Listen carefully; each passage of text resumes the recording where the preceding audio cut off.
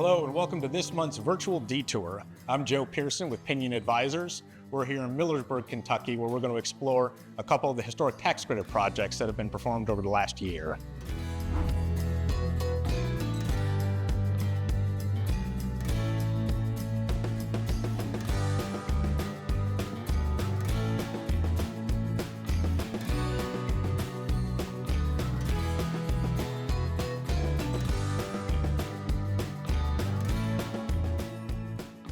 Right now we're at 109 5th Street, which is right across from the main square in the middle of Millersburg.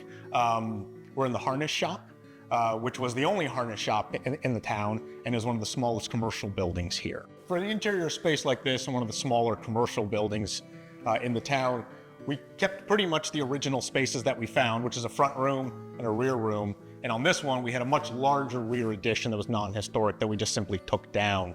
But for a space like this, we have, because it's smaller and gets redone regularly by every tenant that tends to come in, we have somewhat limited historic materials to retain. So we did things like, we know we have a hardwood floor, though we couldn't restore it because of its condition. We went back with a brand new hardwood floor that matched it very well in terms of plank width and length. We had beadboard walls, which we retained and painted. And then the more important part is that we have our entire storefront here.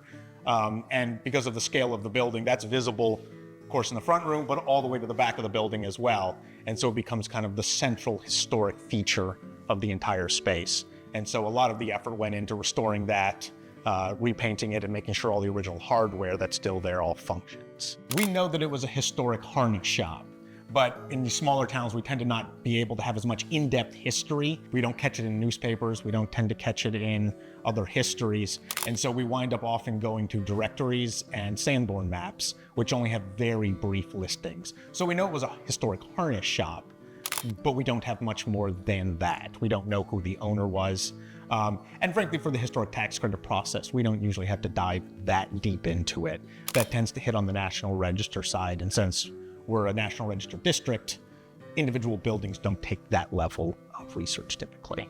One of the great things about this building being rehabbed is that it's small. So for small towns where you often don't need large spaces for tenants to do commercial work, this is very well sized for the size of the community, and it makes a great tax credit project. It's good preservation and it's good for local business.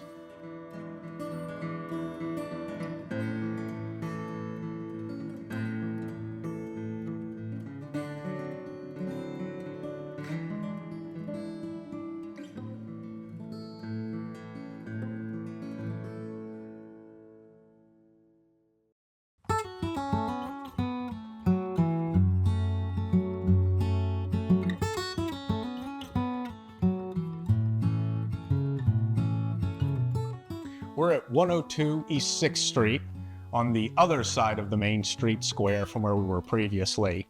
This house went through the historic tax credit process at the state and federal levels, which is a three-part application.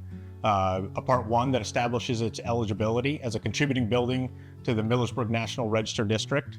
The part two application that describes completely the building in the form when it was first purchased, and then everything we propose to do to the building.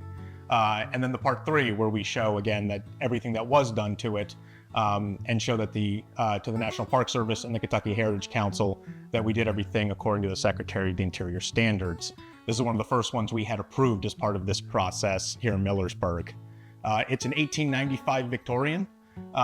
It was originally a much earlier structure, which is the part that I'm standing in right now, that's now the dining room, and it has a much lower ceiling and mortise and tenon framing on the second floor. It was originally much closer to the street, and it was moved backwards in 1895, and the Victorian structure was built around it, which is common for spaces like this, as they simply incorporated the previous building into the new building.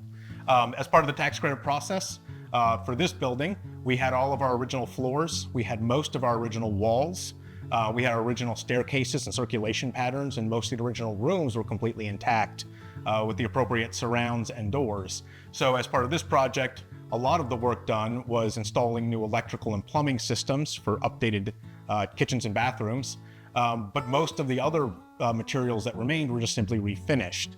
So the floors were sanded, and just covered with polyurethane. The trim, which had previously been painted, was simply scraped and repainted, and all the doors were sanded and repainted as well. And so the result is, in a space like this, it still feels very much like it originally did, and it really retained a lot of its historic character. Today, it's a 4-bedroom rentable house here in Millersburg. We have an all-new kitchen here, and we have all-new bathrooms. And that's important to making homes and, frankly, all buildings actually livable, where people want to be in them. So one of the things that's noticeable here is we had to add a bathroom, but we also took a bathroom and split it into 2 different bathrooms, and then we completely redid the kitchen. That's one of those things that people enjoy, the historic spaces, bedrooms, entryways, staircases, entrance halls, but bathrooms and kitchens have to be modern. And this program supports that. We've never had a problem really with most of our kitchens and bathrooms, as long as you put them in the right places and you detail them properly. Part of the reason to do the historic tax credit program is at the state level, they offer 20% of your qualified rehabilitation expenditures back to you as a refundable tax credit. And at the federal level, they offer 20% back as a non-refundable credit taken over 5 years. So for every dollar that's put into the building, 40% of that comes back to you through tax credits, which significantly lowers the cost or the burden of actually doing the work and doing it the way that it should be done, as opposed to the easiest and often the cheapest way. And the result is usually a better construction project with better attention to detail and a better product at the end that people still feel that it contributes to the historic district, and it feels more like you're taking care of something that's part of a legacy that's 200 years old, rather than just simply purchasing something new.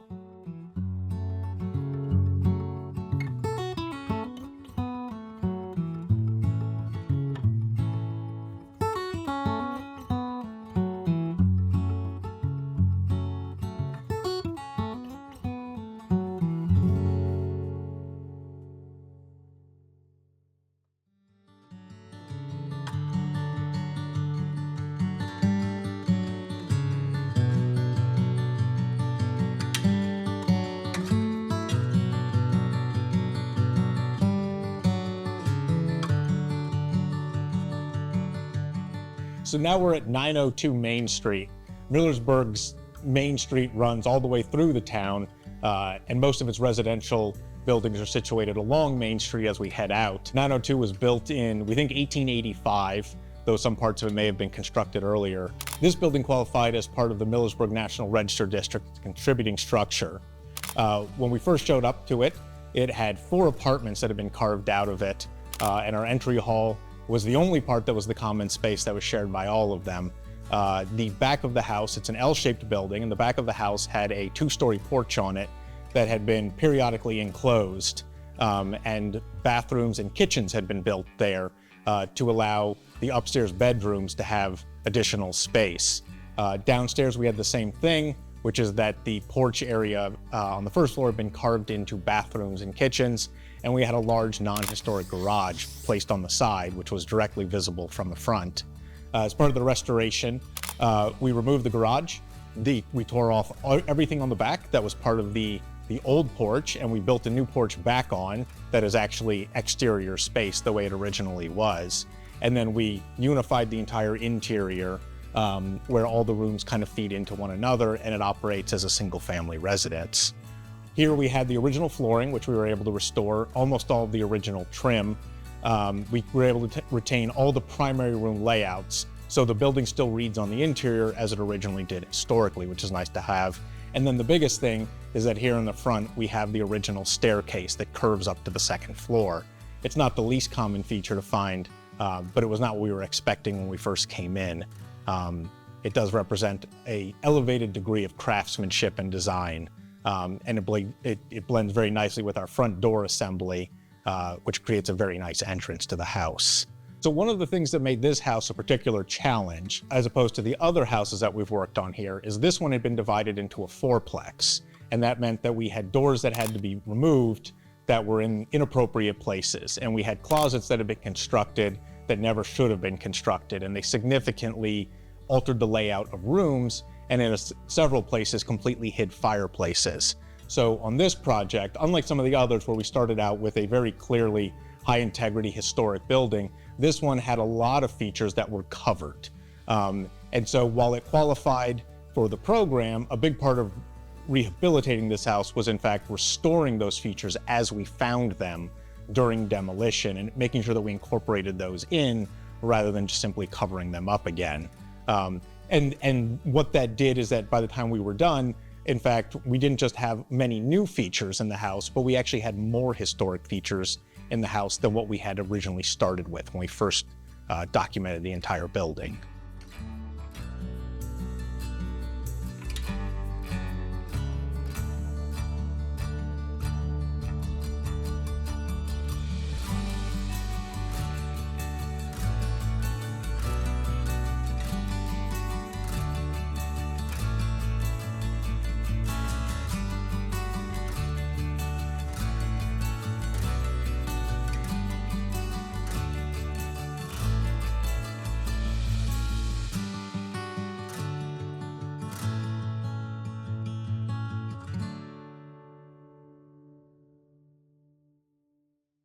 Thank you for joining us for this month's virtual detour from Millersburg, Kentucky. We hope you've enjoyed seeing some of the projects and the history of the area. For more information on the Bluegrass Trust and their virtual detours, please go to bluegrasstrust.org.